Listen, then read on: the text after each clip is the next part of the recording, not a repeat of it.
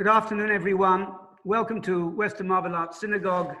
Here we're in lockdown, of course. I'm lucky enough, though, to be living above the synagogue, so I can come down from my apartment and sit in the beautiful Minspet Midrash, where we can work quietly and enjoy company. And the company that we are going to enjoy today is a most distinguished one. We're very privileged to have with us, virtually with us, Dame Margaret Hodge. And we're so pleased that she's agreed to talk to us. So many people have asked so many questions. Some of those questions I've discounted because there won't be time, and some are frankly embarrassing. Why people ask embarrassing questions, I still don't know. But the ones we have for you, I hope, Dame Margaret, you'll be happy to share the answers with us. It's a great pleasure to have you. Let me just say, we're reading from the 22 pages of Wikipedia. I'm not reading, of course, any of them, but it's a huge, huge biography of Dame Margaret Eve Hodge, née Oppenheimer, born 1944. A British Labour Party politician who has been the Member of Parliament for Barking since 1994. Previously, she led Islington Borough Council. I'm sure there's some interesting stories about that term of office. She's held a number of ministerial roles. She served as chairman of the Public Accounts Committee and elected to Parliament, as I said, 1994, Junior Minister for Disabled Peoples, Minister for Universities, First Children's Minister, joining the Privy Council in 2005, Minister of State of the Department for Work and Pensions, Minister of State in the Department for Culture, until Labour left government following the United Kingdom general election in 2010. I think that's enough of me, but it just shows how active you have been for this country, for your constituency, and I know, as a proud Jewish woman, also for our people. So all of that, everybody wants to hear about. So can I ask you first, what an interesting early life I read about you. Perhaps we could start with that. How did you come to this country? From where did you come, and how did you find your way here? Well, like so many of the people who will be watching us today, I've come from a background from the diaspora. My father was a German Jew. My mother was an Austrian Jew. They met actually in Egypt just before the war. My father went to Egypt at the end of 1929 because of the depression in Germany. So he himself escaped the worst of Hitler. My mother went to Egypt from Austria. What myth has it that she followed a boyfriend down the Nile, got to Egypt. He turned out to be a Nazi. So she got rid of him, and her family told her to stay in Egypt, and that's where they met. I lost a lot of family in the war, both from the German side and from the Austrian side. Perhaps the most powerful testimony comes from my mother's mother, who was in her early 50s when the war broke out. And she could have left Vienna, but she felt that she was too old and that Hitler would not harm her, and how wrong she was. She lived in Vienna for a while. They took away her flat. They charged her massive excessive rent in her room. She didn't have enough money to eat and drink, and a brother of hers sent her money from Switzerland. She watched the Jews being deported each week from Vienna. And then we have the final letter she wrote 9 days before she died from Vienna. And she wrote it to my uncle, her son, who at that time was in America, in which she says twice, "Don't forget me completely." And she was taken from that flat, taken to Lithuania, and she never even got into a concentration camp. They shot her in a trench. So that's part of my background. There is equally powerful stories and testimonies on my father's side. We were in Egypt. We were in Alexandria. I think we probably had a charmed life there, although with some dangers during the war, part of a European community. I remember the early years of really playing by the sea, and we always used to look westwards, is how I describe it, rather than eastwards, look to the European culture and the European way of life. And I think we had a good time. And then, of course, when Israel was established just after the war, life became pretty difficult for Jews in Egypt. And again, what happened was my father was running a little stockholding company in Alexandria, and he had a stone thrown through his window, the window of his stock shop. And I think he just took fright. You know, this is 1948, 49. He took fright. The Holocaust was very raw, obviously, in his memory. And then he decided that we had to leave Egypt. And what's interesting, he, for some reason, which I don't know why, he decided we had to go to an English-speaking country.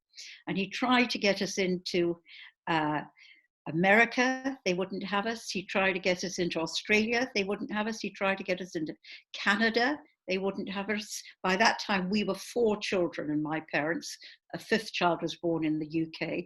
And the Brits were the only ones to agree that we could come and settle here. So throughout his life and throughout mine, I have felt eternally grateful to the British people for enabling us to come and settle here in this country. And were my dad alive today, he would be absolutely over the moon at the way I've become a figure in the establishment here in the UK.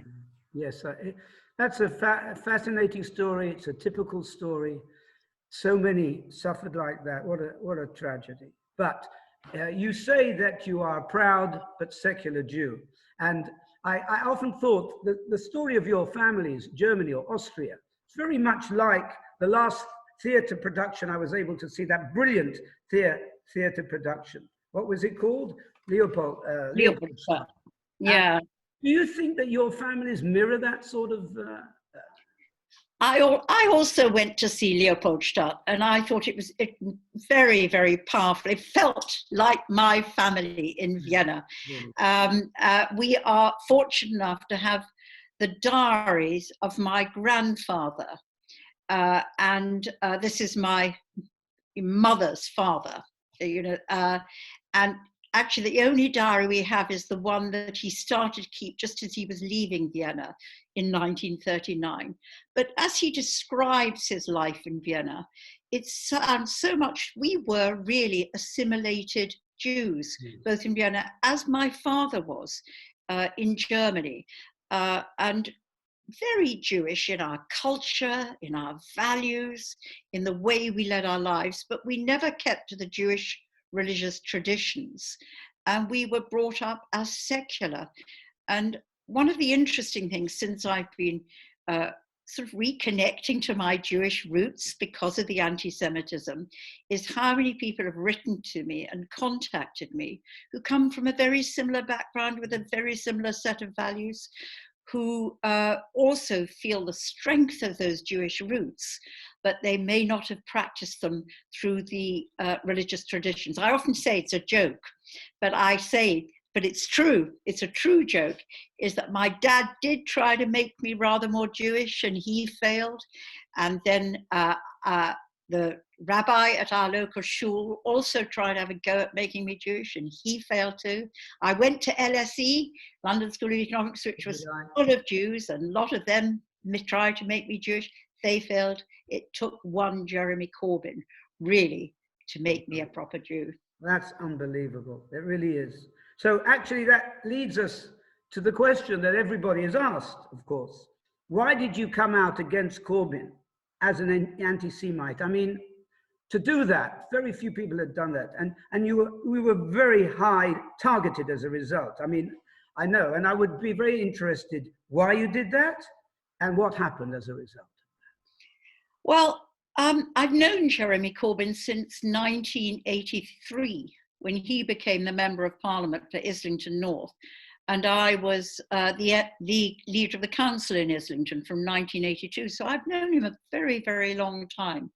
And actually, I've always defended him in that sense that when people have said to me he's anti-Semitic, I've said, no, he's an anti-racist. Indeed, I used to defend Ken Livingstone in a similar way, although I learned about him probably in the 80s more than I did about Jeremy. I've never thought very highly of Jeremy intellectually. I've never really I've certainly not related to his politics. When I was leader of the council, he was much more concerned with what was happening in Rwanda than the housing conditions of his constituents in Islington. He had a very foreign policy-based approach. But I started, after he became elected leader, actually before I confronted him, I suddenly started getting a massive increase in anti-Semitic abuse on social media. And I couldn't understand what was happening. And I actually approached Luciana Berger at the time, who chaired the group of Jews who came together under the Jewish labor movement, and said, we've got to get together and do something about this. And we started meeting, and then we had the great big demonstration, as you know, in Parliament Square. And then it just became clearer to me over time that Jeremy himself was an anti-Semite. There's the mural, which you just take 1 second to look at, and you realize how anti-Semitic that is. There's what he said about Jews not having a sense of history and not having a sense of irony. There's who he chose to spend his time with, and the picture of him at the funeral of those that had slaughtered people in the Munich air disaster. There was just too much. And there was one story which I will share with you, which happened relatively recently, which was really awful, is I was asked to speak at an after dinner occasion at the Maccabean Society. This is a society that was established by Jewish professionals when they were not allowed to join things like the Reform Club. And I went along, gave my speech, and at the end, this gentleman came over to see me, and it turned out he'd been a consultant at King's Hospital in London.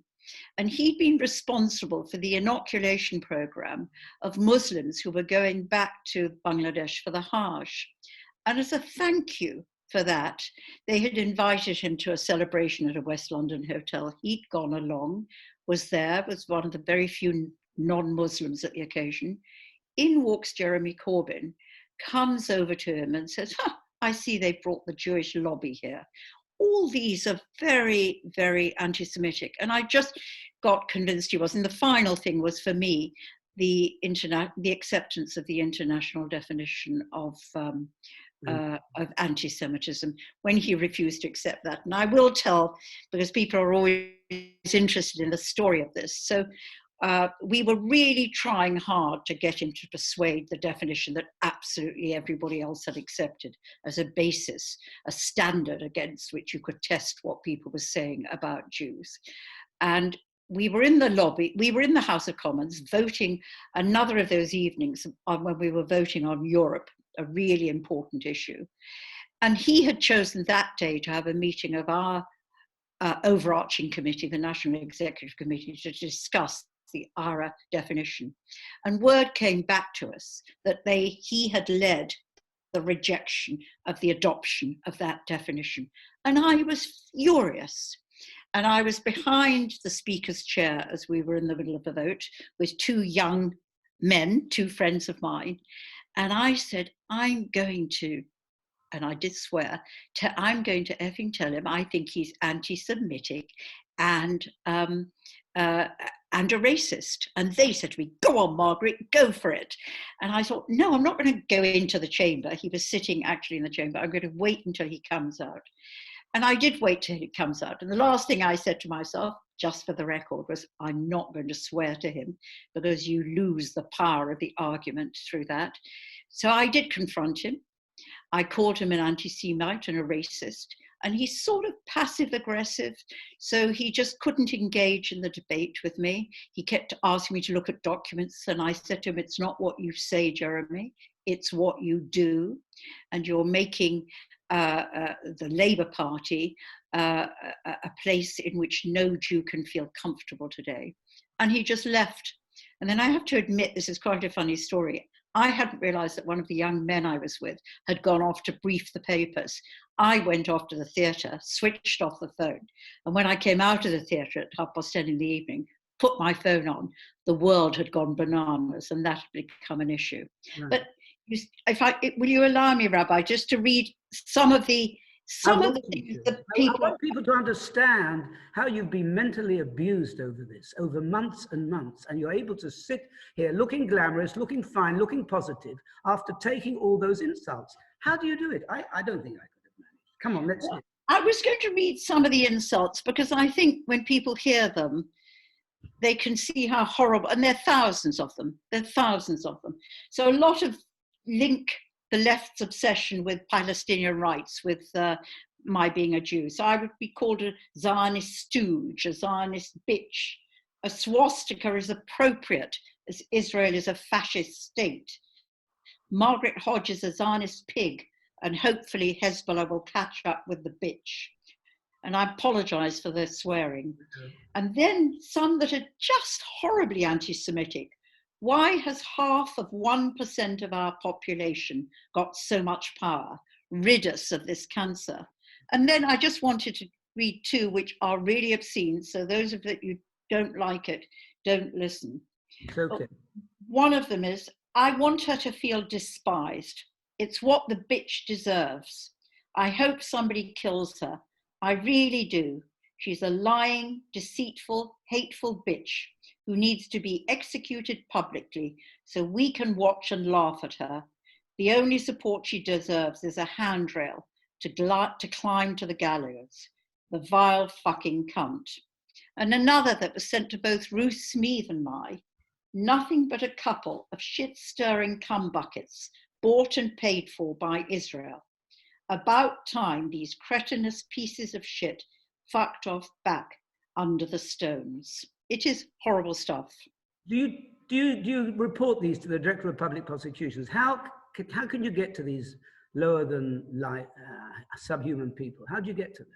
Well, I mean, the CST is incredibly helpful, and they monitor my social media for me. I have to admit, I don't read it. No.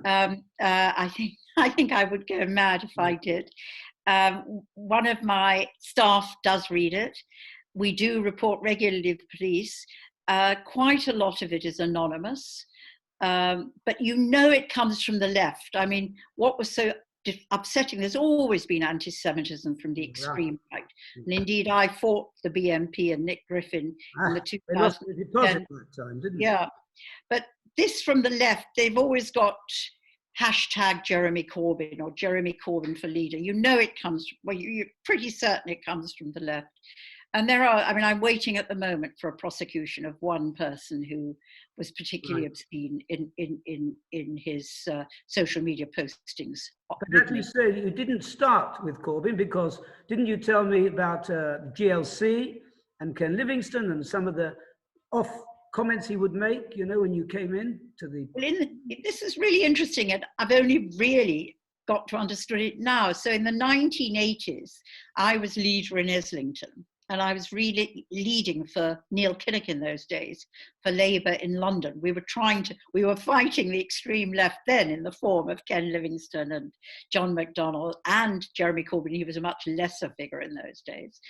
And I used to go to meetings regularly with Ken Livingstone, and he'd often sneer at me, sneer about my maiden name, Oppenheimer, and sneer about the fact that my father had done well in business and that we were well off. And I'd come back and I'd say to my husband, I just think he's been anti-Semitic. And then I'd say, but he can't be. It must be my paranoia, because he claims to be an anti-racist. And that anti-Semitism is a particular form of racism in the hard left, which comes from complicated motives and a complicated set of beliefs and motivations. But it is different. It is different, and it's insidious and vile. I mean, for me, it's partly about this obsession with Palestinian rights, which comes from the 60s and 70s and has become a sort of totemic issue, well beyond the justification of the issue itself, although I am a frequent critic of Israeli governments, not of Israel, but of the Israeli governments. But it also comes from these deeply held prejudices about Jews. You know, if you're on the hard left, we're all rich. Think about the mural. We're all rich. We're all, you know, therefore we're all capitalists. And if you're on the left, you're against capitalism, stroke, you're against Jews. And I think it also comes from the loathing of America by the hard left, because the Jewish community, we're a tiny community here in Britain, but in America, it's quite a powerful force in American politics. And I think if you're anti-American, you see the Jews as a malign influence in the political establishment in America. So anti-America, anti-capitalist, and pro-Palestinian, this lethal mix brings about the anti-Semitism.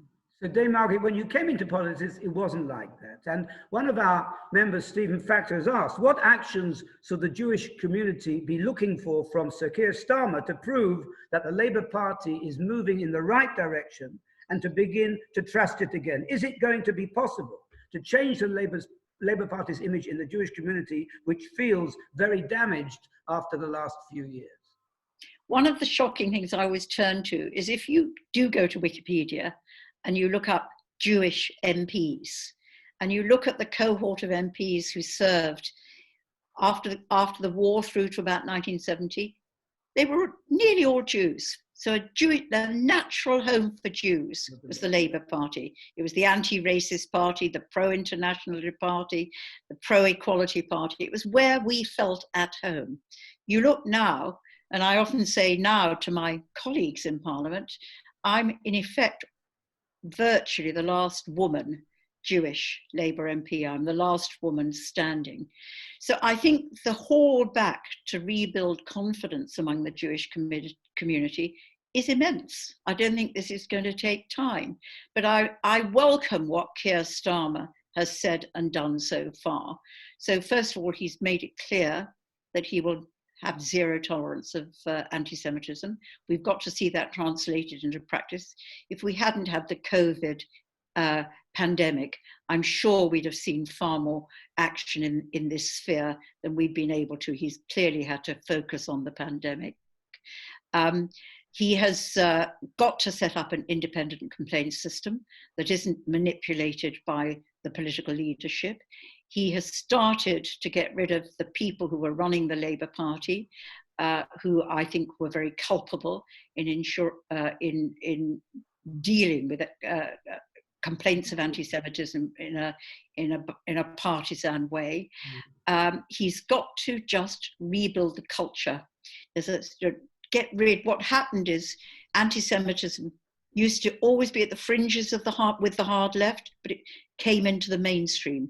You've now not just push it back to the fringes, you've got to expel it. So who he communicates, the community groups that he meets, and Keir has started doing that, sadly, virtually rather than in reality, but he has embarked on that, and rebuilding trust, getting training for Labour Party members. That's all part of a long agenda, but the cultural change, the rebuilding trust, will take time. Yes, but His Honour Judge Barrington Black asked a similar question, and I'm sorry to focus all the time. This is the last question about this, but after all, we look towards you as defender of the faith in a sense, you know what I mean? And he asks, whilst acknowledging your sympathy and assistance for such people as Luciana Berger and other Jewish MPs who were attacked for their support of Israel, to what extent do you blame anti-Semitic feelings resulting from the activities of such people as Harvey Weinstein, Jeffrey Epstein, and I won't mention the names here, but certain businessmen in the UK who are known to be Jewish and with negative publicity for their activities? That's how I would describe it. And it is a problem. We're not whiter than white either. Well, nobody is. I mean, in that context, you've got to think of Donald Trump, or you may think even of Prince Andrew, and Kevin Spacey. So there are plenty of high-profile people who've behaved appallingly in all sorts of ways. But it's the Jews who attract the attention, isn't it? Pardon?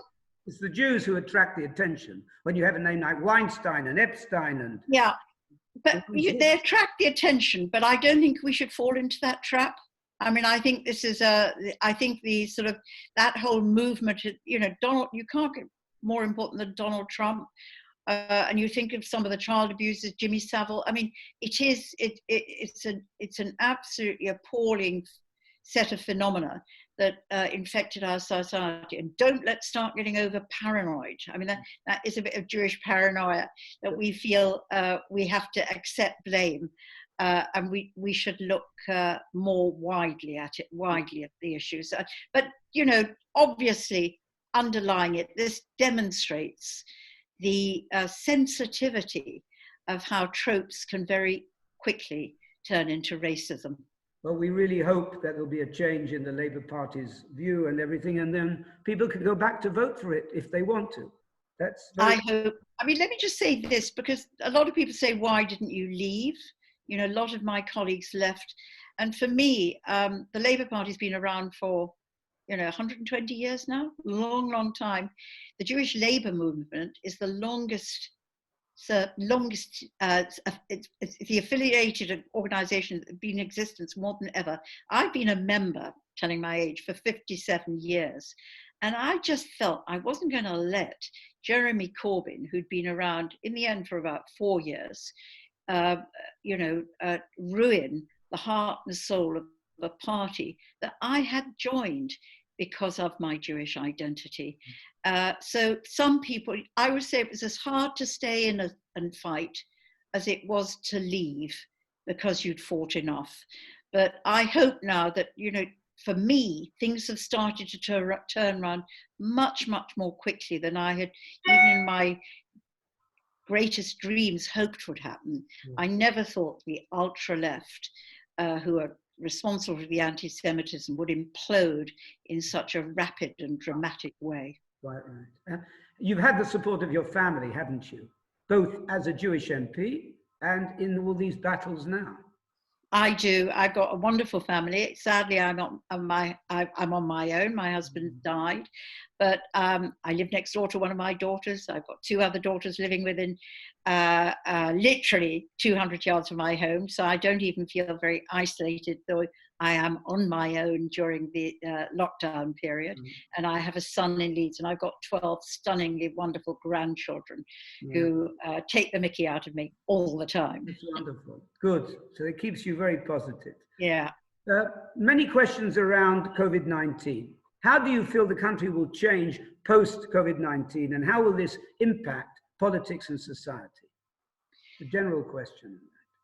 Well, it's really hard to think through that. I think one of the most interesting things for me that has come out of it all is how traditional politics, so, the Labour Party was always the party that believed in the role of the state in society, that believed in high public expenditure as a way of promoting equality in society.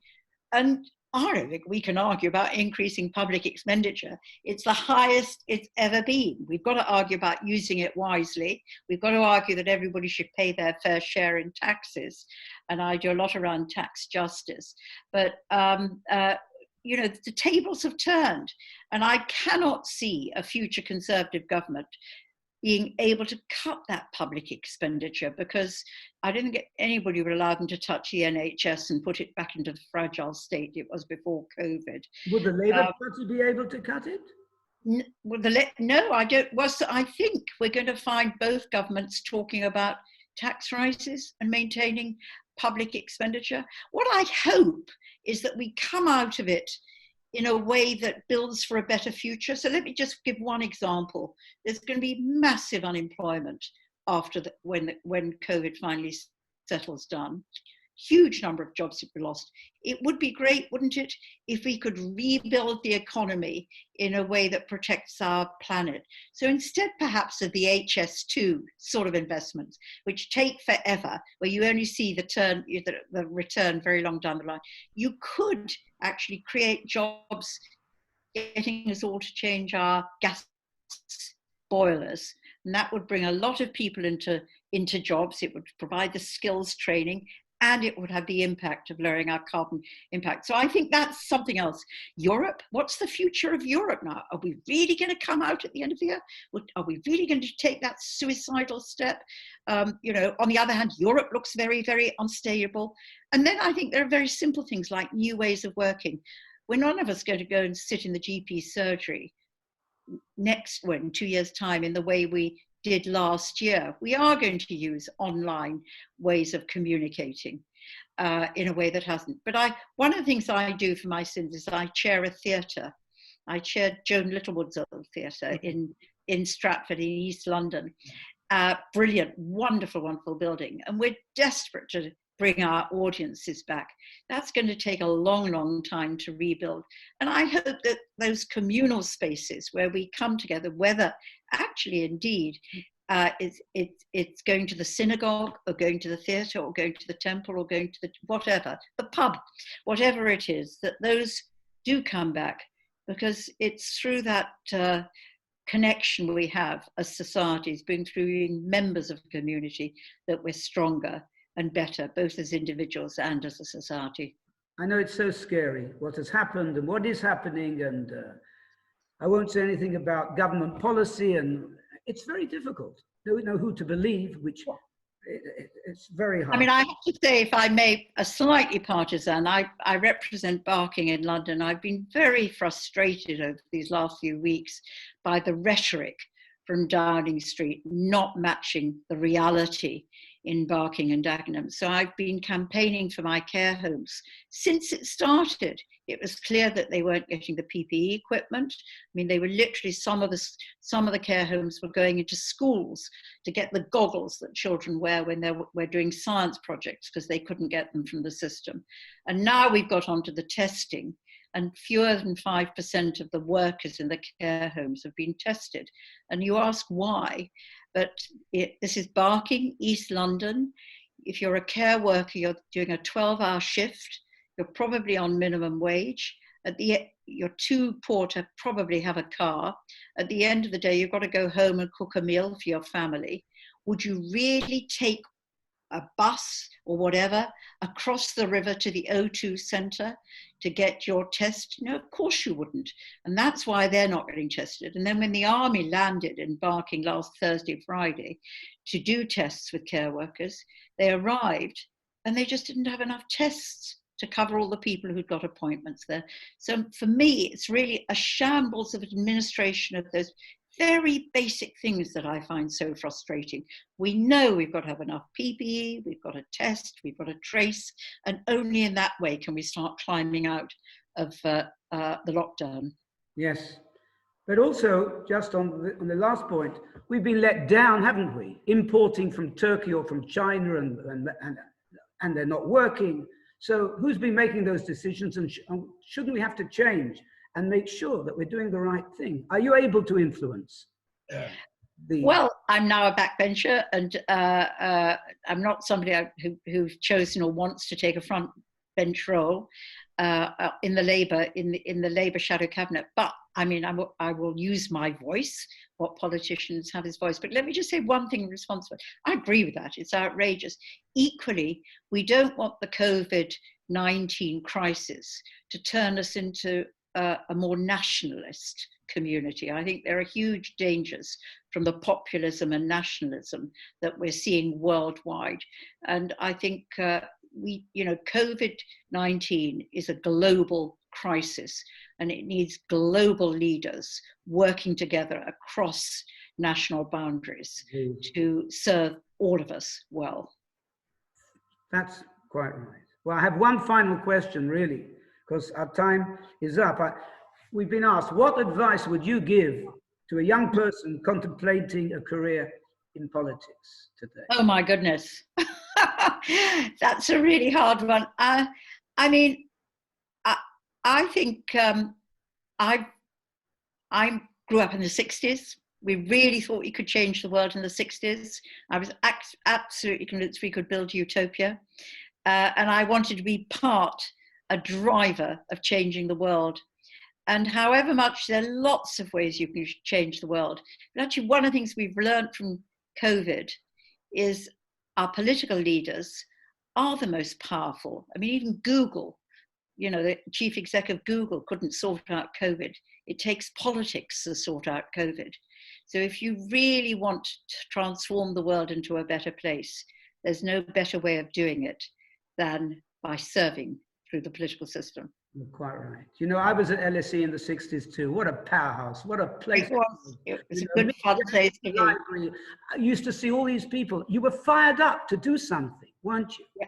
I don't know if the universities today have got the same. It was a fabulous time to grow up. It was. We were very lucky. Fabulous job growing up and serving our country and serving your constituency and serving our people. And I want to thank you very much for coming onto our Facebook today and to give us some beautiful answers to some questions which everybody is desperate to ask you. So thank you very much. And we wish you health and strength to continue to do your work in the beautiful way that you do it. Thank you. Thank you very much indeed too. Thank you.